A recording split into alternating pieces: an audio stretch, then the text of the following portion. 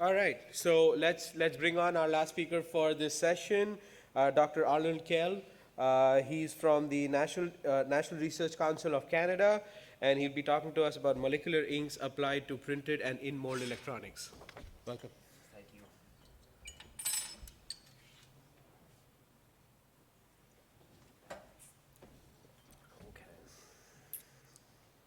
Okay, good afternoon, everybody.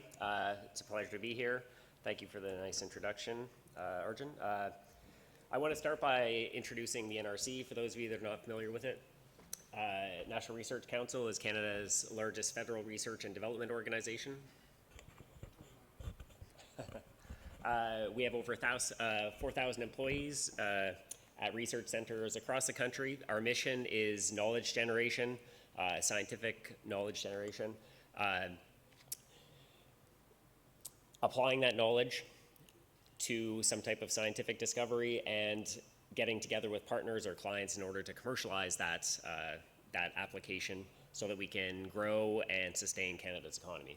I'm working at a research center in Ottawa, Ontario, in the Security and Disruptive Technologies Research Center, where we're interested in developing advanced materials for additive manufacturing. The molecular inks I'm going to talk about today have been co-developed by a company named E2IP Technologies. They are global leaders in the design, engineering, and manufacture of human-machine interface technologies. They are headquartered in Montreal, but they do have an international presence in Casablanca as well as the United States.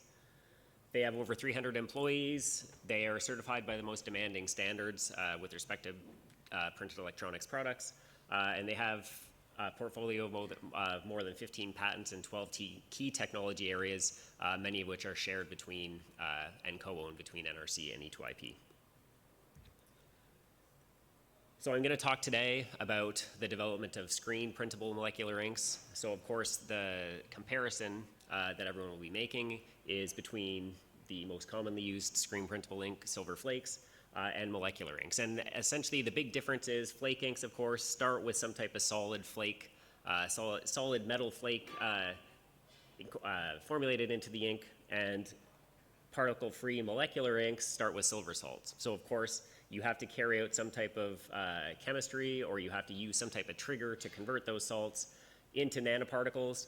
The nanoparticles don't have anything that's stabilizing them, so they almost immediately coalesce and form a pretty dense, highly conductive film. And they, of course, have very different properties than silver flakes, and I'm going to take you through some of those differences today in the presentation and highlight what we believe are some significant advantages to using molecular inks in specific applications. So the first thing I'll highlight is some 2D printed electronics applications, specifically where molecular inks have or show advantages in fine line printing, as well as some interesting light-based processing capabilities that can speed up the processing of the inks. I'll then transition to some interesting mechanical properties that are inherent to molecular inks and highlight how they are useful in the development of in-mold electronics. I would just like to point out we're also starting to investigate how molecular inks can be incorporated into multi-material 3D printing applications, but I'm not going to touch on that today, but I'm more than happy to tell you a little bit about that after the presentation if you're interested. So the first thing I'll focus on is 2D fine line printing. Screen manufacturers have done a really outstanding job of engineering new types of screens that enable fine line printing. So in this case, these screens have wire diameters of about 15 micrometers. The void, or the opening in the screen, is about 20 micrometers. And you can see some fine line, or a fine line microgrid that is imaged into the emulsion behind the screen here. And so you can imagine what's not so difficult is getting the ink pushed through the screen printing process where there's a big opening in the screen. But there are lots of places where there's only a very tiny part of the trace that's peeking behind the mesh, and you can imagine getting some type of large flake through that is going to be really difficult.